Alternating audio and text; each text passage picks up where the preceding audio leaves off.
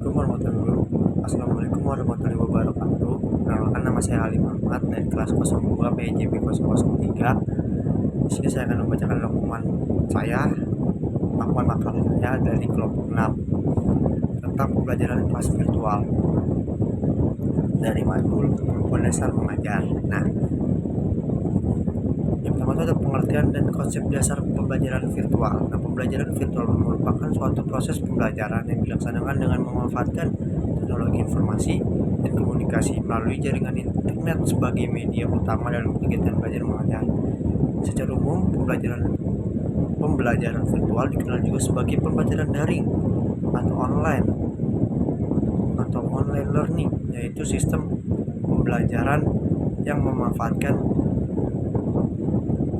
perangkat elektronik seperti komputer, laptop, dan tablet, dan telepon pintar dalam penyampaian materi pembelajaran. Nah, dalam sistem ini guru tidak hanya berperan sebagai penyampaian materi, tetapi juga sebagai fasilitator yang membantu peserta didik memperoleh pengetahuan melalui berbagai sumber belajar digital. Nah, teknologi juga digunakan untuk menciptakan lingkungan belajar yang interaktif, inovatif, dan mudah diakses oleh peserta didik.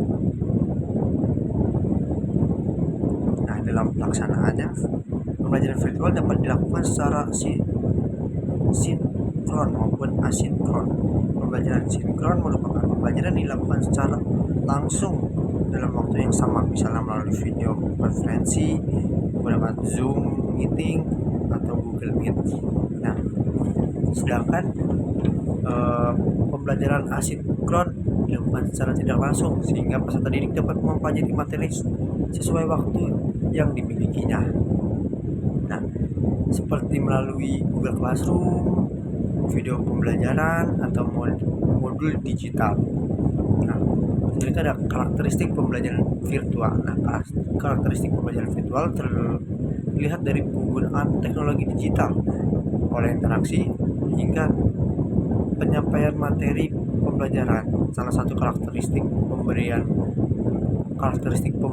virtual adalah menggunakan teknologi informasi dan komunikasi sebagai media pembelajaran.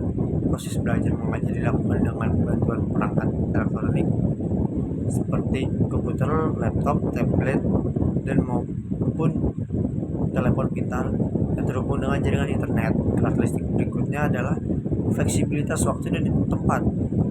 Dalam pembelajaran virtual, peserta didik dapat mengikuti kegiatan belajar di mana saja dan kapan saja tanpa harus hadir secara langsung di ruang kelas.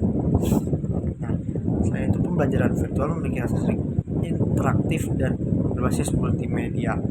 Materi pembelajaran yang disajikan dalam berbagai bentuk seperti video, audio, gambar, animasi, presentasi, maupun modul digital. Penggunaan multimedia membuat proses pembelajaran menjadi lebih menarik dan membantu siswa peserta didik memahami materi yang lebih mudah. Nah, interaksi antara guru dan peserta didik juga dapat dilakukan melalui forum diskusi, chat, email, maupun video konferensi. Nah, tujuan dan fungsi pembelajaran virtual itu pembelajaran merupakan salah satu interaksi dalam dunia pendidikan yang hadir sebagai respon terhadap perkembangan teknologi informasi dan komunikasi. Penggunaan sistem pembelajaran ini tidak hanya bertujuan untuk mengikuti perkembangan zaman, tetapi juga untuk meningkatkan kualitas proses belajar mengajar agar lebih efektif, efisien, dan fleksibel. Nah, beberapa tujuannya itu ada memberikan kemudahan akses pendidikan bagi peserta didik di mana saja dan kapan saja, meningkatkan efektivitas dan efisiensi proses pembelajaran melalui pemanfaatan teknologi digital, mengembangkan kemandirian belajar peserta didik dalam memahami materi pembelajaran, meningkatkan kemampuan literasi digital peserta didik dalam menggunakan teknologi informasi, menyediakan variasi metode pembelajaran yang lebih interaktif dan menarik, sudah mendukung pemerataan pendidikan terutama bagi peserta didik yang memiliki keterbatasan jarak dan waktu. Sudah komponen-komponen pendukungnya. Nah, komponen pendukungnya tuh ada instruktur.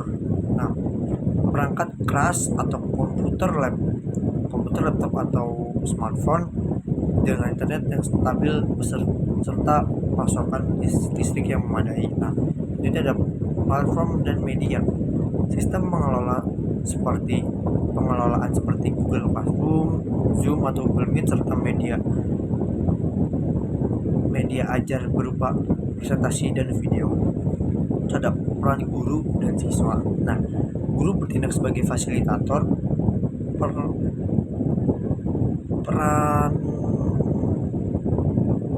perantara kegiatan, serta pemberian evaluasi dan umpan balik. Untuk siswa itu bertindak sebagai perilaku utama yang harus aktif, mandiri, dan kedisiplinan dalam mengikuti proses pembelajaran.